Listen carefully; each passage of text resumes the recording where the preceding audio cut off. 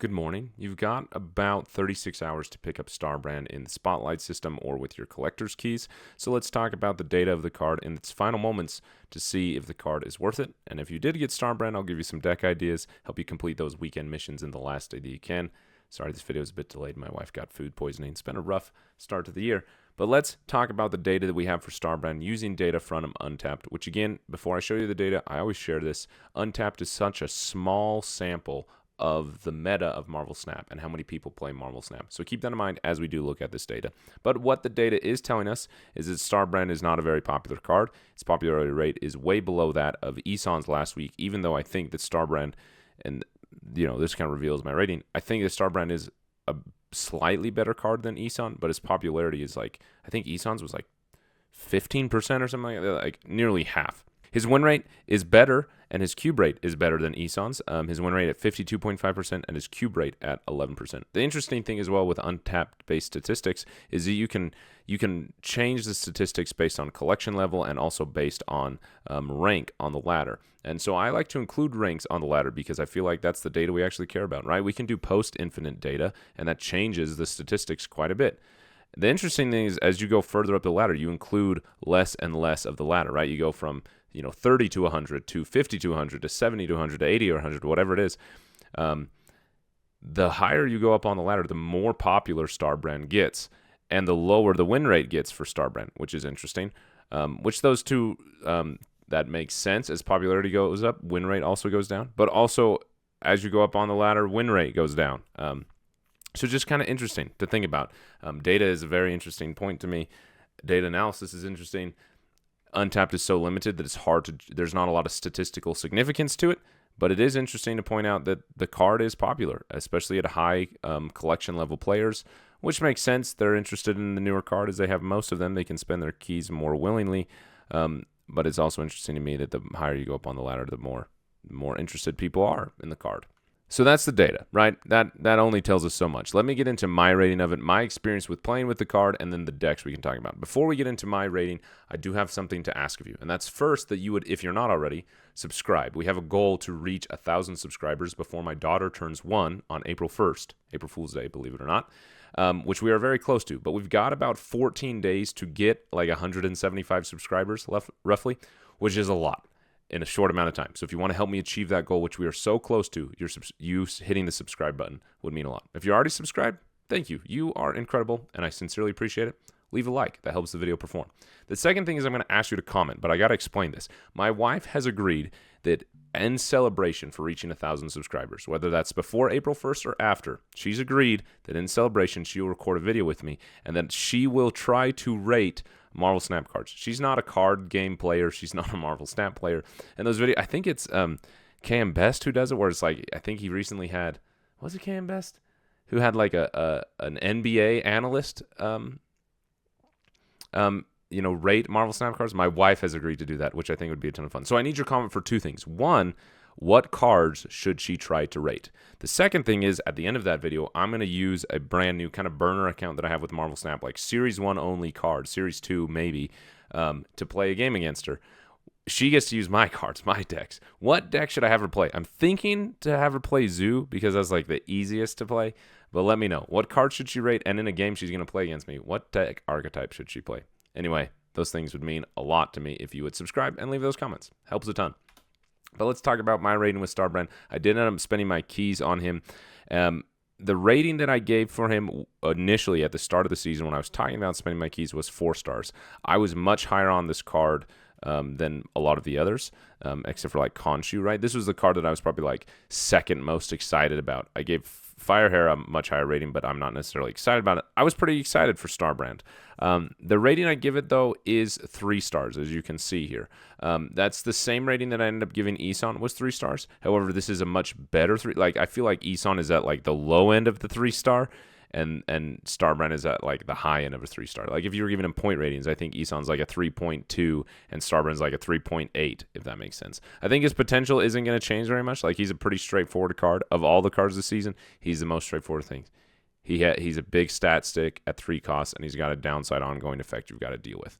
There have been multiple games where I have won because my opponent played Starbrand, particularly Arishem players who generate Starbrand play Starbrand without thinking about the downside. And I've won multiple games because they didn't deal with the downside, and that +3 power was actually the difference in that second location. The first location I ended up winning on my own, but the second location I needed that +3 power to win. And I did, right? So why do I give him this rating of 3 stars? Well, it's because I think he's a really, really good card. Like, if you build a deck that fits Starbrand, I think he's actually pretty good. Like, in my playing with him, I was impressed. I really liked the card. I thought it did rather well, actually. I want to keep playing the card because I enjoy it. However, there was also those moments where you lose because of that +3 power you're giving to your opponent. And so if your deck isn't built the right way to deal with Starbrand, or your deck isn't built the right way to make up for that downside, right? You're not going to benefit from the stats of this card. I thought this Starbrand that was going to almost be like a new Gladiator, where it was just like the highest 3-cost stat stick, which Gladiator obviously people use in most places in Mill, but I think Gladiator is also just a good 3-cost card at a really good value. Yeah, 3/8 is fantastic value. And I kind of envision Starbrand would kind of replace that rule, or a similar role that's speed-filled, where speed is just a really good card. And people just kind of sleep on speed, and they forget about speed because it's kind of boring. But almost every single deck I put speed in, I get value from speed. Obviously, speed doesn't go in every single deck. Speed definitely doesn't go in a high Evo, Cyclops deck, as an example.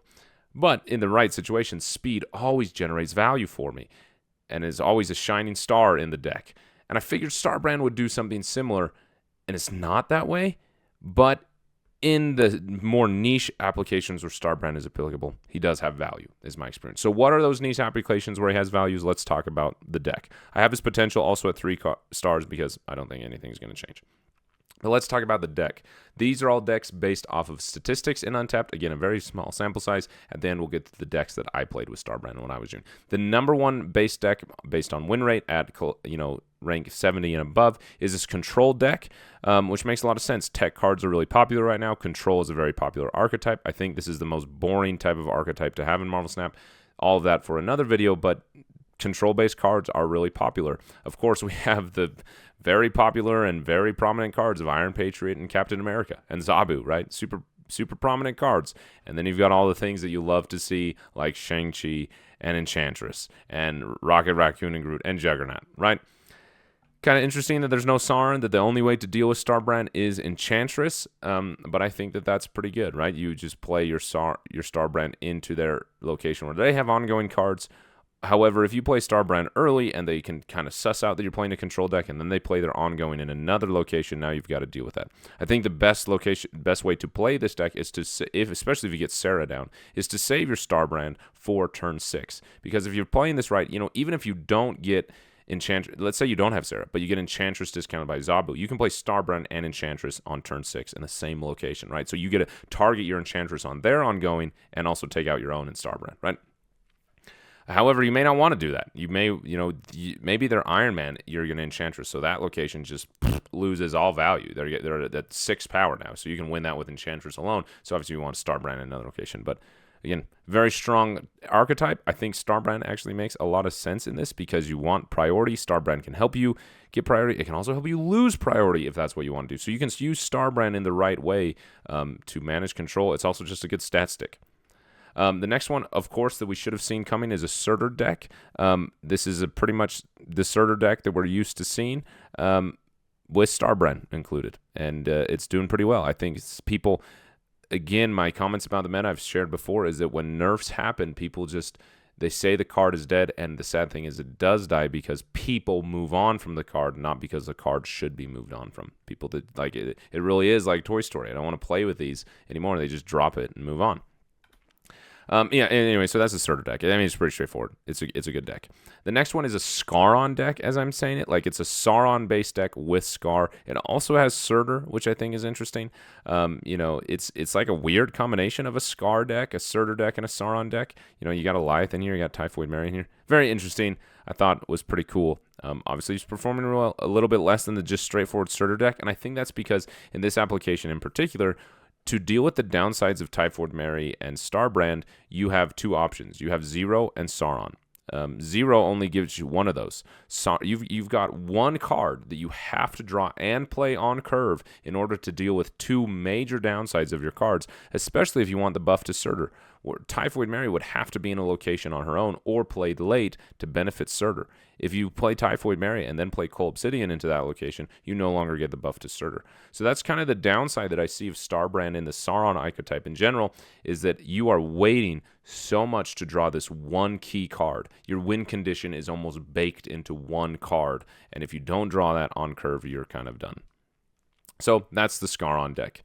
The next one is another control-based deck, and I'm just calling it a Scar deck because it's Starbrand in a Scar, and it's not heavy control. I don't know why. I think, Cosmo and Juggernaut are the only reasons they include in control. Like, this is just a very straightforward deck to me. I actually felt like Starbrand made a lot of sense with Scar. Like, just forget all the Sauron stuff. Forget the Typhoid Mary. Like, just play Crossbones instead. Just play Cold Obsidian instead, type of thing. And then you have Scar at a really decent value. And I think that Scar and Juggernaut on turn 6 makes a lot of sense. The other thing that I'll say, just as a side note, I've heard a lot of people complain, or not complain, but talk about how Cold Obsidian loses value with the change to Captain America, which I think that's an important change to Captain America. I think that was one of the best OTAs ever with that change to Captain America. However, my Zoo deck really misses having another target for Marvel Boy. I thought the shield being able to be buffed in a Zoo scenario made a ton of sense, but I understand why the change has to happen for Cold Obsidian. However, that being said, the thing that I will say about Cold Obsidian, if you're running a Cold Obsidian deck, I know you want to play Zabu in this type of deck as well. It makes so much sense to me to just play Quicksilver so you can always get your Cold Obsidian out. That just makes a lot of sense to me in this situation. Nonetheless, here's the Scar deck. Moving on a little bit, we have the OG, like the original classic Sauron deck, the Sauron Shuri Red Skull. This doesn't have the Taskmaster in it. However, I thought that maybe what you could do is like Shuri Vision into Taskmaster. Also makes your opponent way overthink things because where's your Vision going to end up? But we have the straightforward Sauron deck. Same thing. You are waiting on Sauron to deal with a really heavy downside of your cards. And if you don't deal with that, you're in a bad situation. I'll save my experience playing this type of deck when I get to my deck, but that's my feeling on Sauron in general. And I think that's why you see, like, even if the win rate's pretty good, the cube rate is low because you can't snap because you don't know if you're going to be able to deal with these downsides until about turn 3 or 4. And then if you do deal with them, like, you're so far ahead, your opponent just knows to get out of there. Like, there's not a lot of snap equity, and so the cubes are lower even if you're winning. The next one we have is a newer version of Sauron, is what I called it, where you still have the Sauron things of Typhoid Mary and Red Skull and Starbrand. However, it just goes with the idea of playing overstated cards. Like, I played one that included Titania, just an overstated card, but it includes Gladiator, it includes Ares, right? Depending on what your what your deck is, outside of like Zabu, Zero, and Iron Patriot, like, you've got a pretty good chance for your Ares to land with the rest of these cards. And so you're just playing overstated cards with Ares, and Gladiator, that type of thing. So a newer, simpler version of Starbrand, where if you don't have a newer version of Sauron, where if you don't have Sauron, you can potentially still make up for it, right? Instead of playing Typhoid Mary, you play Ares, that types of thing. You just have to find a way to make it work. The next one I thought was extremely interesting. Like, this is my type of deck that I love playing. It's a Kitty Pryde deck. Really cool to include Sauron and Starbrand and Ebony Maw and Lizard. Like, what a really cool deck. I love these types of decks. I love Kitty Pryde decks. I love Elsa Bloodstone decks. Cool deck, in my opinion. And now we get into my decks. This is my decks that I played. And I played two versions of a Sauron deck. I have Staroff and Scaroff, as I called them, even though whatever.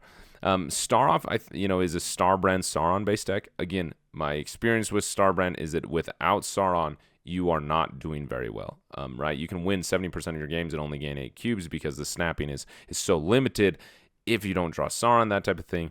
However, the play line of Shuri into Red Skull into Taskmaster is a pretty big deal. Shuri into Vision into Taskmaster is a lot of power, right? I've got no Cosmo. I've got no armor to deal with those things, but they can't Shang you everywhere is kind of the mentality that I played with this deck.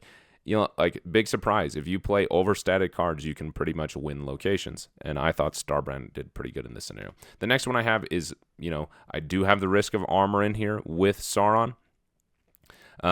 And then I'm also running Typhoid Mary, and Red Skull, like, increasing that risk of really, really needing Sauron by including Typhoid Mary and Red Skull and Ebony Maw and Lizard. Like, there are 5 cards that I've got to deal with Sauron, and if I don't, I've got downsides from all of them. However, this is the Scar approach where I'm just playing big, overstated cards. Cards like Titania and Silk can also benefit with Shuri's Lab or with Nidavellir. Can help your Scar discount. Happened a few times when I was playing it. Again, my experience with both of these is that I'd probably be better off just playing a deck with high-powered cards and including Sauron, but getting rid of Typhoid Mary and potentially getting Red Skull. Like, instead of playing Typhoid Mary in this situation, just include Ares or Crossbones. Lizard, I'm probably okay with. Ebony Maw, probably okay with. But, or why not include Ebony Maw and then include War Machine instead of Enchantress or something? Like, I think there's a better rework that the Sauron archetype can use where it's like, oh, I'm playing Sauron in my deck. Let me just throw in all these cards that want to be Sauroned, if that makes sense. Or instead, hey, I'm playing Sauron in my deck. Let me include 1 or 2 cards that obviously benefit from being hit with Sauron. But let me include other cards that if I don't get Sauron, I have a way to still deal with those downsides, or I have a way for the deck to still go tall to make up for those downsides, is my experience. Overall, I think it's a strong card. Every time I played it, I was impressed. It was one of these 2 decks. I think it was this one helped me climb from about 87, 88 into the 90s. Did really good for me. I will say when I got into the 90s, it stopped performing, but it climbed on the higher end of the ladder. This deck climbed for me pretty well. And again, every time I played Staron, I was surprised. I want to keep playing Staron. Or Starbrand. I can't Staron. I'm combining the names. Starbrand. I'm interested to find a deck. This Kitty Pryde deck, wherever it went, really interests me. Like, I think what a unique niche location for Starbrand. I also think Starbrand makes a ton of sense in Control. I think it's a pretty good card. So is Starbrand worth it? Is Starbrand worth your keys or your tokens? And the answer to that question is, again, a kind of simple one. Like, do you like big guys? Are you a Regis of Marvel Snap? Because Starbrand does a pretty good job at that, and there's ways to deal with his downside. There's you saw that Control deck that was doing really good. You saw that Surtur deck that was really doing good, right? You can deal with the downside of Starbrand. He makes a lot of sense with Scar, that type of thing. However, outside of those implications where you're using Starbrand as just like a really good stat stick and building a good deck around him to deal with those downsides, he's not like the go-to stat stick the way that a really good 3-cost card that I felt like people would misunderstand, like Speed. Not even a good comparison anymore. Like, you've got to understand Starbrand and deal with him. So not as valuable to me as Speed, but overall good card. I'm happy I spent my keys. No buyer's remorse in this regard, but I definitely wouldn't recommend it to everyone. This is, again, I think I said this last week with Isan, is that when you're at a lower collection level, or you're not even at a lower collection level, you're just collection incomplete, you don't have all the Series 4 and Series 5 cards, there's a lot of cards that you want to target. And Starbrand is not worth your keys if you're going after cards, like, I'm trying to think of an example here. You're saving up your keys for next week, which obviously Firehair is going to be Firehair, but you're saving up for Nico Monaro and Cassandra Nova, like 2 huge cards that, yes, get those over Starbrand. Like, if you're like, oh, I've got, 4 keys. Do I use one this week and potentially get Starbrand? No, save them all and use all 4 next week to get all 3 cards next week because they're all good, right? Depending on your collection level. So hopefully that makes you decide in the last 36 hours you've got if Starbrand is worth it. Again, if you want to help the channel, leaving a like, subscribing, or commenting about what cards my wife should rate. Those things help a lot. Anyway, thanks for watching. I appreciate every single one of you. Like, I really, really do. It means a lot. Have a wonderful day.